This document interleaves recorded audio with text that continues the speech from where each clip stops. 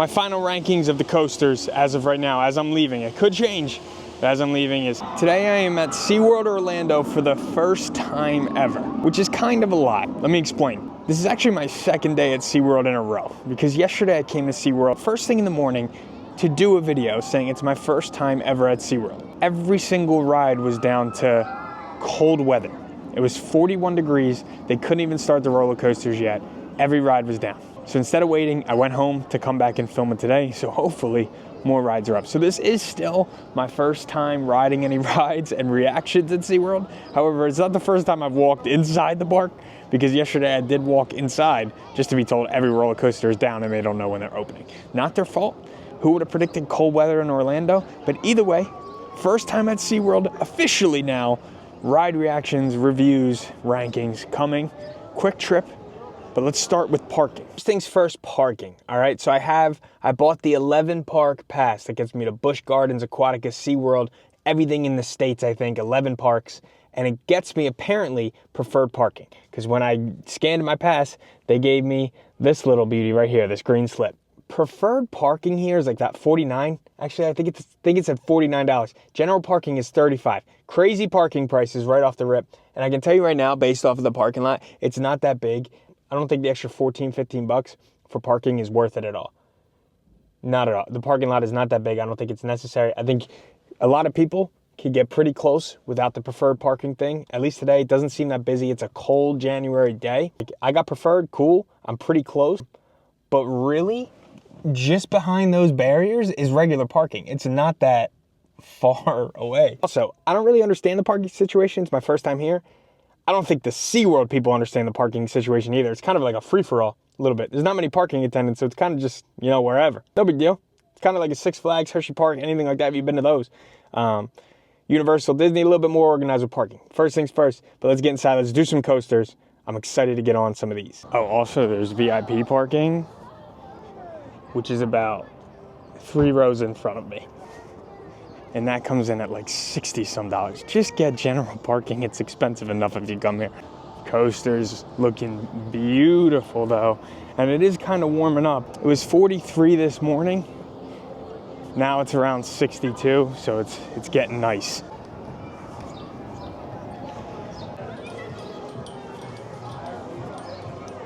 Already, if you're used to Disney and Orlando only, the park entrance, like parking, walking right up to the park, one security line, like quick park entrance, very simple. This is like a Six Flags Hershey Park. It's not a diss to them, it's just different. If you're used to the whole shebang at like the big theme parks, it's gonna be a little different. Already, I feel like it's not that busy of a day, just by coming in here, super simple. So I don't really know, oh, Rudolph. It's January, by the way, that should be on sale. I don't really know super much where I'm going. I don't know what to pick first, so we'll see.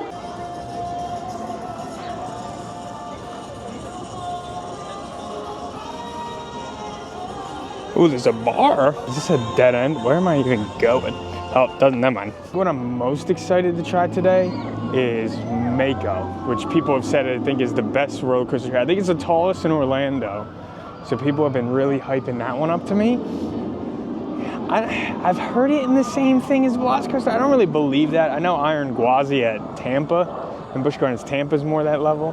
But I know Mako has kind of been the most hyped roller coaster from here to me. So I'm excited to see that. Pipeline looks cool though. It's a stand-up roller coaster. SeaWorld as well, keeping their Christmas as long as possible. It's January 11th. What are we doing? All right, here goes nothing. Line says it's only a 10-minute wait. See how accurate that is.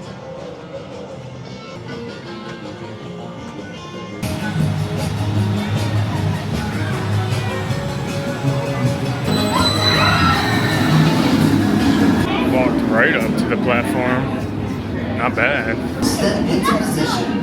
Already up next. Let's see how it goes. Like that easy. First coaster in the books. Waited. I walked right up. Waited like 5 minutes. The operations are a little slow. It says 15 minutes now. They only have two trains running. But it didn't wait too long. Really fun coaster. It's actually the second stand-up coaster I've ever done. So you are standing up as you ride the ride. It was smoother than Green Lantern though. Green Lantern, which I don't even think exists anymore now that I'm filming this, in Great Adventure, is the other stand-up one. This one was a lot more smooth, only one upside down part. I thought it'd be weird to stand up and you go upside down. Not at all. It has a little jump in the beginning, which is really cool. It does have that like surfing feel. You kind of bounce out of it a little bit. Not exactly great for the groin area. Had a couple of bumps where I was like, maybe a little TMI, but I'm just giving you a heads up, gentlemen. Not exactly a groin's best friend, but pretty cool.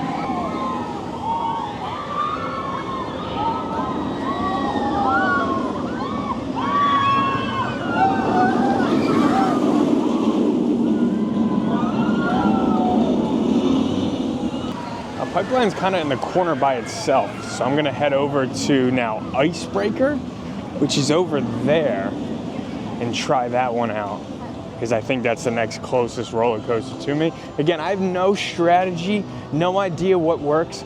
There could be people watching this like, no, you should have started with this, you should have started with that. I don't know, I've never been here. All I know is, good first coaster. Pipeline was fun. Breaker though, up next. Looks cool from a distance, I can tell you that much. Pretty cool bridge walkway around the water. Nice little atmosphere on this side of the park. SeaWorld, not bad.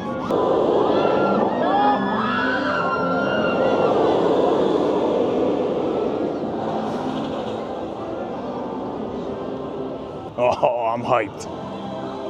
Says 5 minutes, don't mind if I do. Do you have a test seat as well? Yeah, my kind of ride line right here. They do offer a fast pass system, it looks like, called Quick Queue. I can tell you right now, after 2 rides, did not need that today. All right. Back row. Don't mind if I do. Got off Icebreaker, such a cool ride. I like that better than Pipeline. Very unique ride system. That was one of the most fun I've had on a coaster. I think that was a really, really good coaster. Got a lot. The ride system's pretty unique. I'm gonna show you. You load in and then it moves you over and then you go backwards, forwards, backwards, and I sat in the very back. So you get up there a little bit and it's got some speed, man. That was a really, really cool coaster. I really enjoyed it. And it's off kind of by itself near the Sesame part. So I don't know how busy it gets back here, but it's dead right now. So I got lucky. I walked right up, right to the back row. Nobody was even waiting for it. It was really cool. The loading process is kind of a pain, but though that was one of the hardest seating coasters ever. Just walking across the thing, it's very tight, very cramped, difficult to fit in there. You have a seat belt and a lap bar. Getting in and getting out was kind of a pain. So that's the one con of that. It was very tight. Really, really fun coaster. Coaster track moves over and locks in before it sends you.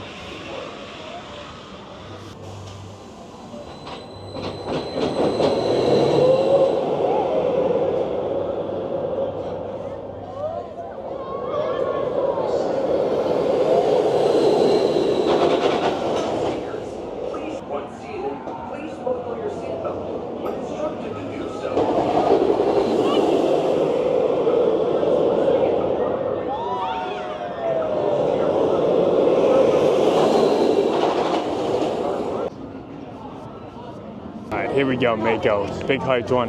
Wait time says 15 minutes.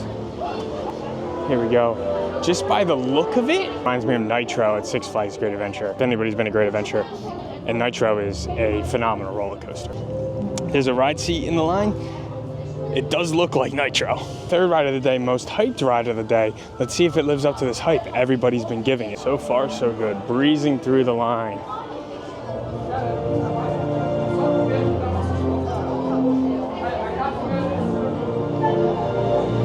What I will say about this queue and 2 of the other queues, so Mako and Icebreaker had some coverage in their queue, which is good. I think Disney needs to do more of that. They need more covered queue space. Pipeline was kind of out there, but Mako here, really some coverage, some fans, that's good stuff. We were just breezing through these queues. I definitely picked a good day to come. The floor may be wet. She is tall. Walking close to it again. Quick thoughts on Mako. That was a lot of fun. It was like Nitro. The first drop is really good. The rest of the ride is pretty fun, but that first drop is intense. I really enjoyed it. that definitely goes above Icebreaker too. The rides just keep getting better and better and better. I understand somewhat of the hype. I think it's a great coaster. It might be the best coaster here. It's not on Velocicoaster or Hagrid's level. It's not on like the Everest or Guardians level, but it's a really, really fun, intense coaster with a really good drop. I've heard it's the tallest in Orlando. That would make sense. Good views as you're going up, but a lot of fun. Only con was they only had one train running, which kind of backed up the wait time a little bit. I think I got lucky too, because then the wait really got a lot longer as I was getting off. So, but just that one train is gonna make that happen. So, only con, but really, really fun ride. Let's see what else we can do. All right, I recognize you. It's like the place to eat, I guess. I'm trying to see, pretty much did that side of the park besides Sesame. With this way to this side of the park now. This is their newest coaster, Penguin Trek. What's the wait time? 25. See how accurate this 25 is. More of a family style coaster from what I understand, with the Penguin exhibit. So I'm excited to see. It says 25 minutes. I will say their app is a little rough. It doesn't even show a wait time on the app. A lot of the rides, I didn't know the wait time until I walked up. 25 minutes looks like the longest of the day. I wouldn't be surprised though. This seems like more of a the other coasters have been like, if you're not a coaster fan, they're tough. I don't see anybody being able, if you hate coasters, being able to do these. This is supposed to be more family style, more tame, so more people will do this, so it makes sense the wait time's the longest. But again, their app, you just don't know. What I will say about this, right in the beginning, the best themed queue we have. Another queue with coverage too, which is really cool. But this definitely has good theming. It tells a story, which I wasn't expecting from a SeaWorld coaster.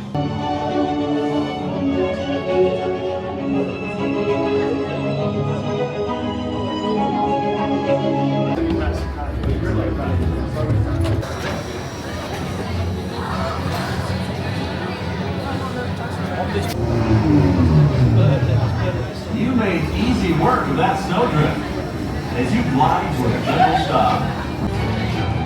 Skating platform quick.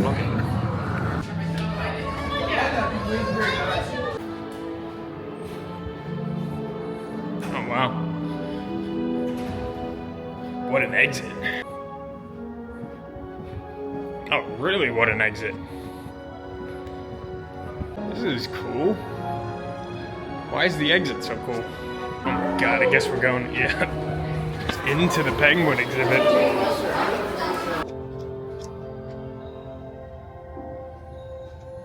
That guy was just living the life. Just standing in front of the underwater exhibit, just looking at the penguins. Definitely a family-friendly ride. There was a couple of cool jump-off points. It was a 25-minute wait, so the time was accurate. I just wish they showed that in the app. I didn't expect that level of theming from a ride from SeaWorld. The theming was very cool. It's a family-friendly ride, not an intense coaster. There's a couple of shoot-offs. It's a fun coaster, but definitely one most of the family could do, but the least intense for sure. But the theming was awesome. The queue was great. Out through the Penguin exhibit, which was cool, but I could also see why it'd be a bit of a pain because people were stopping. It was kind of hard to get out of here, and then there was a door that they have to let. So that was kind of weird. Great theming from the ride, and a fun coaster that everybody can do, which a lot of them here are pretty intense, so I'm sure some people have to come here and just sit. This is something everybody can do. Kraken's been closed all morning. It sounds like it just opened up, so hopefully I can get on there and not wait too long. It is pretty dead back here for Kraken. I hope it is that wait time, 0 minutes. 0 minutes for Kraken. All right, ride entrance is this way.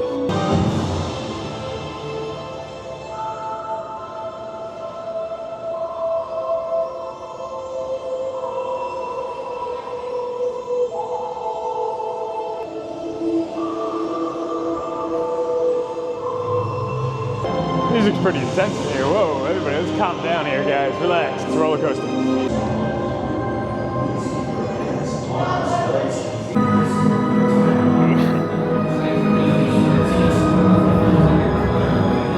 I definitely got lucky. It just opened as I was on Penguin Trek, so dope. Fresh off of Kraken, not bad. If I had to guess, I would say that that's the oldest one here. You could feel the age of that coaster a little bit. I compared to like Hulk at Universal. It bangs your head around a little bit, pretty intense. And you can feel the age of the coaster, so not bad. definitely intense and definitely towards the bottom of my list of coasters. Again, it was a fun time, but I'm not sure where I'd rank them all yet. I still think Mako is my favorite. And that was fun. Just like I said, you can feel the age of that one.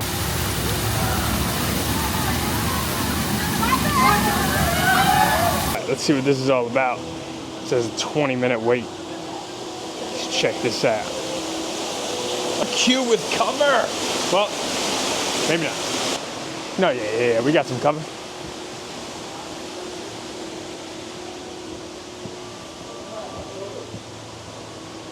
They do have ride test seats in almost every queue too. For reference, this is what this is gonna be.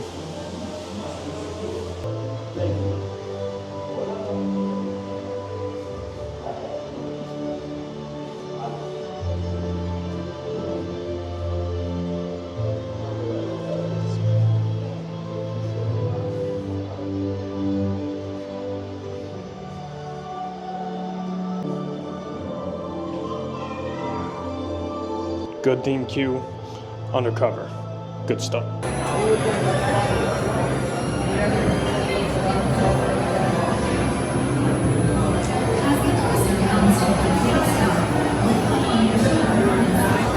Fresh off of Manta, easily the best coaster of the day by far. That was a ton of fun. Like, as you can see, it lays you flat. That's like this, I keep comparing it to Great Adventure where they had a Superman ride there. That's the only other time I experienced a ride like that. Awesome. Where you go down and you're actually, it's a very unique loop and a way of being upside down. Really cool, really fun. Again, another ride, they only had one car running, which increases the wait time a little bit, but I've been getting on everything rather quick, maybe because it's not a busy day. Not sure if that's the usual operation, but man, great coaster and easily the best of the day.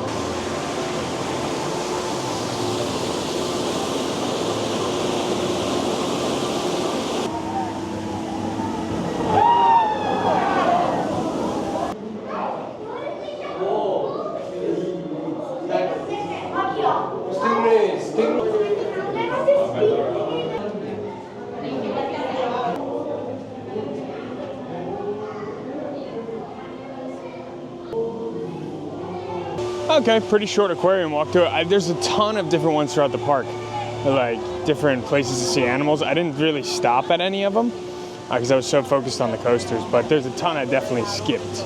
All right, and that's gonna wrap up my vlog from SeaWorld. First day was really cool, man. Still so much more to do that I definitely wanna come back and do, especially in regards to like the animals. But I knocked out all the coasters, which is what I really wanted to do. Into a beautiful day. I'm still wearing a hoodie and it's like comfortable. It's not that cold anymore, so this was great. Knocked out like all the coasters in like 2 hours and change. So definitely today I think I got lucky when it comes to crowds because I really didn't wait much at all. Only thing I didn't get to do was cut over to see the Sesame area because it's in the back of the park and I gotta get out of here. But appreciate you watching. My final rankings of the coasters as of right now, as I'm leaving, it could change, but as I'm leaving is Penguin Trek, Kraken, Pipeline, Icebreaker, Mako, Manta. Manta #1, working its way down from there. All fun coasters though, all really good. I think the coasters were definitely solid, enjoyable. None of them to the level of like Velocicoaster and Hagrid's, but I didn't expect that. But definitely some that surprised me and were better than I thought. So good day, good vlog, and I will see you on Thursday.